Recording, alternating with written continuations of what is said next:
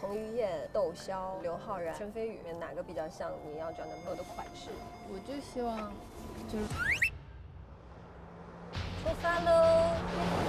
清河坊当时是皇帝出巡才能够逛的街。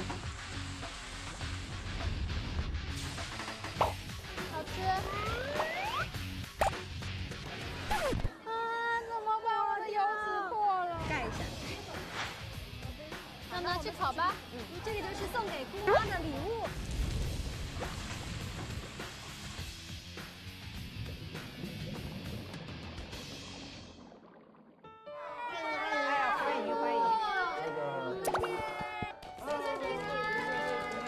过年真的很重要，是跟家人在一起，真的是一个很幸福的一天。